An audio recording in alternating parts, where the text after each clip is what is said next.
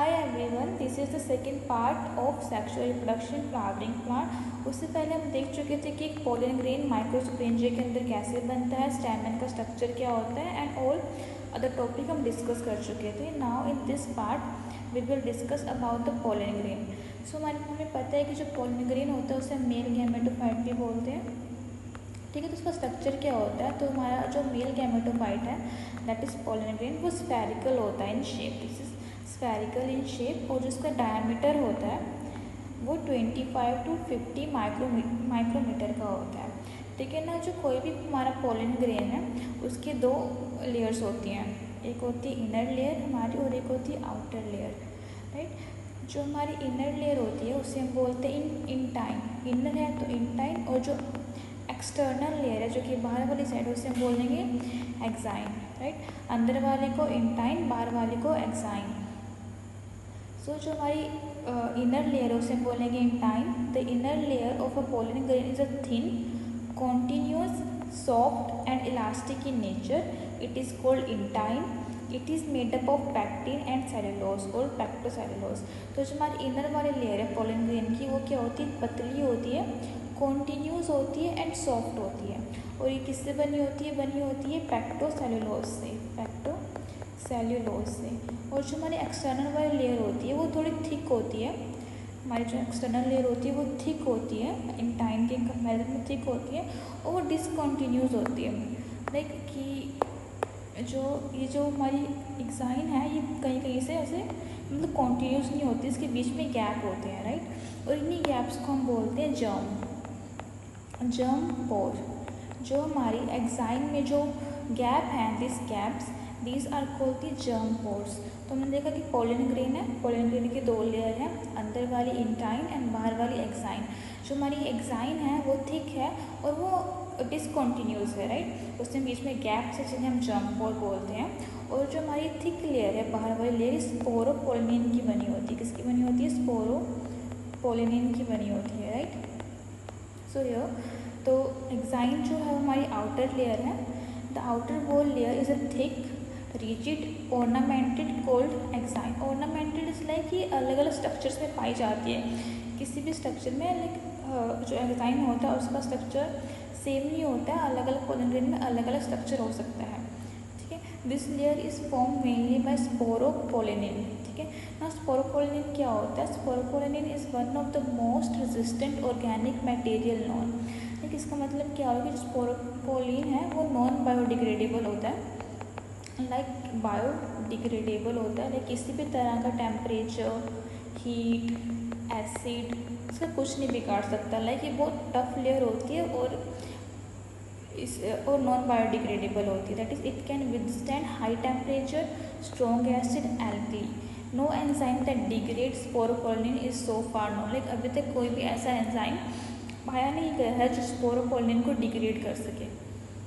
जिसकी वजह से क्या होता है कि स्पोरोपोलिन इतनी टफ लेयर है और पोलन ग्रेन को प्रोटेक्ट करती है, तो इसको फॉसिल की तरह भी प्रिजर्व कर सकते हैं. That is pollen grain are well preserve as fossil because of the presence of the sporopollenin. Like हम पोलन ग्रेन को कई सालों तक स्टोर करके रख सकते हैं, और इसके हमें पता है कि पोलन ग्रेन को स्टोर करने के लिए बहुत सारे पोलन बैंक भी होते हैं जहाँ पे पोलन ग्रेन को हम स्टोर कर सकते हैं, लाइक बहुत सालों तक स्टोर कर सकते हैं. सो तो ये हमारे पोलन ग्रेन का स्ट्रक्चर है. दैट इज़ हमारी आउटर लेयर है एक्साइन, उसके अलावा ये अंदर वाली लेयर है इंटाइन जो कि सॉफ्ट, थिन एंड कॉन्टिन्यूस है. बीच में जो गैप है एक्साइन को उसे बोलेंगे जर्म पोर्स, राइट.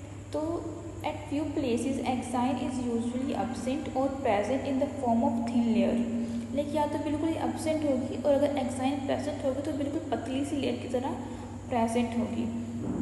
ठीक है, these places of prominent aperture are called germ pores. The intine come out through the any one germ pore. तो देखो क्या होता है, जब हमारे पास पोलन ग्रेन जो हमारे पास स्टिग्मा पे जाता है तो इसी जर्म पोर के थ्रू हमारी पोलन ट्यूब बनती है.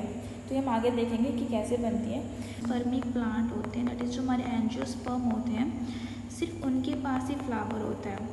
उसके अलावा जिम्नोस्पर्म, टेरिडोफाइट्स, ब्रायोफाइट्स या एल्गी के पास फ्लावर नहीं होता. सिर्फ एंजियोस्पर्मिक प्लांट ही ऐसे प्लांट है जिनके पास फ्लावर होता है. तो एंजियोस्पर्मिक प्लांट भी क्या है, दो तरह के होते हैं, डाइकोट एंड मोनोकोट. ठीक है, जो हमारे पास डाइकोट एंजियोस्पर्मिक प्लांट है उनमें जो पोलन ग्रेन बनता है दैट इज़ एक पोलन ग्रेन की एक इनर लेयर होती है इंटाइन और एक होती है आउटर लेयर एक्साइन। तो इनकी जो आउटर एक्साइन लेयर है उसमें 3 जर्म पोर्स प्रेजेंट होते हैं, लेकिन उसमें सिर्फ 3 germ pores that is 3 opening present होती है एक्साइन में, जिसकी वजह से हम इसको ट्राइकोल पेट भी बोल देते हैं, ट्राइकोल पेट। वहीं जो एंजियोस्पर्मिक मोनोकोट प्लांट होते हैं इनके पोलन ग्रेन होंगे इंटाइन एक्साइन। तो जो इनके पोलन ग्रेन होंगे उनमें सिर्फ एक ही जर्म पोर होगा, तो इसकी वजह से हम इसको बोल देंगे मोनोकोलपेट। सो see here 3 germ pore are present in a pollen grain of most of the dicots. This type of pollen grain are called tricolpate. Only 1 germ pore is present in monocot and hence they are called as monocolpate. तो उसके बाद क्या है कि जो हमारा pollen grain है उसकी 2 तरह से डेवलपमेंट होती है। 2 तरह से कैसे, जैसे कि हमें पता है कि पोलन ग्रेन जो होता है वो स्टैमेन पे बनते हैं, फिर यहाँ से पोलिनेशन होके वो कहाँ जाते हैं, फ्लावर लाइक स्टिग्मा के पास जाते हैं। ठीक है, तो 2 तरह से डेवलपमेंट होती है। एक डेवलपमेंट होगी जो कि पोलिनेशन से पहले होगी लाइक इन द एंथर, और एक जो डेवलपमेंट है वो होगी जब वो स्टिग्मा के पास पहुँच जाएगा तब होगी। तो यहाँ पे डेवलपमेंट होगी और पहले डेवलपमेंट होगी। तो development of pollen grain is in 2 parts, that is pre pollination and post pollination development. Pre pollination क्या है कि पोलिनेशन होने से पहले इन द एंथर में ही उसकी डेवलपमेंट हो रही है, और पोस्ट पोलिनेशन डेवलपमेंट क्या है कि स्टिग्मा पे पहुंचने के बाद उसमें कुछ चेंजेस आ रहे हैं, तो उसको हमने बोल दिया pollen grain post pollination development. तो प्री पोलिनेशन में क्या होता है, microspore pollen grain is considered as a first cell of male gametophyte. Partial germination of development of pollen grain start before dehiscence of anther, that is before pollination. Development of pollen also takes place at a mother place, that is inside the pollen sac. तो देखो इसमें क्या है कि जो हमारा pollen grain है इसमें क्या होगा, जो हमारा पोलन ग्रेन है इसको हम बोलते हैं मेल गैमेटोफाइट। ठीक है, तो हमें पता है जब हमारे पास कोई भी सेल डिवीजन होती है तो सबसे पहले सेल डिवीजन में क्या होता है, न्यूक्लियस का डिवीजन होता है और फिर हमारे पास साइटोप्लाज्म का डिवीजन होता है, राइट। पहले कैरियोकाइनेसिस होती है और फिर साइटोकाइनेसिस होती है। तो पोलन ग्रेन में भी यही होता है, जो पोलन ग्रेन का न्यूक्लियस है उसमें पहले न्यूक्लियर डिवीजन होगी, और इसमें जो न्यूक्लियर डिवीजन होती है अनइक्वल होती है। अनइक्वल मतलब क्या है कि इसका जो जब न्यूक्लियस डिवाइड कर रहा है तो उसमें क्या होगा कि एक बड़ा न्यूक्लियस होगा और एक छोटा न्यूक्लियस होगा, मतलब कि अनइक्वल न्यूक्लियर डिवीजन होती है, अनइक्वल न्यूक्लियर डिवीजन। और इसके बाद क्या होगा, न्यूक्लियस डिवाइड करेगी, अब साइटोप्लाज्म डिवाइड करेगा, तो साइटोप्लाज्म भी अनइक्वली डिवाइड करेगा। तो हमारे पास क्या होगा, जो साइटोप्लाज्म होगा वो भी अनइक्वली डिवाइड करेगा। तो साइटोप्लाज्म हमारा डिवाइड होगा, ये हमारे पास 2 सेल बन गई, एक ये वाली सेल, बड़े वाली सेल जिसको हम बोल देंगे वेजिटेटिव सेल, और एक छोटे वाली सेल जो कि इस बाहर आउटर मेम्ब्रेन से, इस वाली मेम्ब्रेन से कनेक्टेड है, थोड़ी अटैच रहती है ये वाली इससे, इसे हमने बोलते हैं जनरेटिव सेल ना। इसका मतलब क्या है, generative cell and vegetative cell. जो वेजिटेटिव सेल होती है ना वो क्या करती है, जो हमारे पास जनरेटिव सेल है इसको न्यूट्रिशन प्रोवाइड करती है, और जनरेटिव सेल को हम आगे जाकर देखेंगे कि जनरेटिव सेल से ही हमारे पास फर्दर मेल गैमेटोफाइट बन रहे हैं। ठीक है, तो here is in the beginning of this process nucleus of a pollen grain divide by unequal mitotic divisions, unequal mitotic division होगी resulting in 2 unequal sized nucleus, एक स्मॉल न्यूक्लियस होगा और एक लार्ज न्यूक्लियस होगा। स्मॉल को हम बोलते हैं जनरेटिव न्यूक्लियस, बड़े वाले को बोलते हैं वेजिटेटिव न्यूक्लियस। ठीक है, जनरेटिव जो न्यूक्लियस होता है वो मेल गैमेट होता है, और जो वेजिटेटिव न्यूक्लियस होता है उसका काम क्या होता है कि वो न्यूट्रिशन प्रोवाइड करता है जनरेटिव सेल को। Both the nuclei are surrounded by cytoplasm and it become dense, then followed by unequal cytokinesis, resulting in 2 cells of unequal size are formed. like 2 cell बन जाएंगे, एक हमारे पास बड़ा सेल होगा, this is a big cell known as vegetative cell, और एक small cell होगा with a small nucleus that is called the generative cell. ठीक है, when the pollen grain is mature it contain 2 cells, एक vegetative cell and generative cell. This stage of pollen grain is called the partially developed male gametophyte और mature pollen grain. तो एक बात आपको याद रखना है कि इस पॉइंट पे जो हमारा पोलन ग्रेन बना है प्री पोलिनेशन डेवलपमेंट के बाद, दैट इज इसके पास दो सेल है, एक वेजिटेटिव सेल है और एक जनरेटिव सेल है। इसको हम बोलते हैं mature male gametophyte, mature male gametophyte, ठीक है। या फिर इसको ही हम बोल देते हैं partially developed male gametophyte. Partially developed क्यों? क्योंकि इसके जो बाकी के डेवलपमेंट है वो पोस्ट पोलिनेशन में होते हैं, दैट इज आफ्टर पोलिनेशन भी थोड़ा सा डेवलप करेगा। इसलिए जो इस पॉइंट पे जो हमारे पास पोलन ग्रेन बना है उसको हमने बोल दिया कि पार्शली डेवलप्ड मेल गैमेटोफाइट है, राइट। तो आगे जाके क्या होता है, जो हमारे पास जनरेटिव सेल है जो कि इसकी यहाँ से थोड़ी सी अटैच्ड है वेजिटेटिव सेल से, डिटैच हो जाती है और उसके साइटोप्लाज्म में फ्लोट करती है। क्या मतलब है कि जैसे कि हमारे पास ये पोलन ग्रेन था, एक वेजिटेटिव सेल थी और ये हमारे पास जनरेटिव सेल थी, ठीक है। जनरेटिव सेल जो थी वो यहाँ से इस मेम्ब्रेन से अटैच थी। तो आगे जाके क्या होगा, जो हमारे पास जनरेटिव सेल होगी, ये जो कि स्पिंडल शेप की सेल, इसको हम स्पिंडल शेप्ड सेल भी बोलते हैं। स्पिंडल का मतलब होता है लाइक दिस, किसी कोई भी स्ट्रक्चर ऐसा होता है जिसके दो टैपरिंग एंड होते हैं, दीज आर टैपरिंग एंड, जिससे बोलते हैं स्पिंडल शेप। इसकी भी दो टैपरिंग एंड है, this is spindle shape cell. ये आगे जाकर डेवलपमेंट में क्या होगा कि ये इसके साइटोप्लाज्म में फ्लोट करेगी, किसके साइटोप्लाज्म में फ्लोट करेगी, वेजिटेटिव सेल के साइटोप्लाज्म में ये फ्लोट करेगी।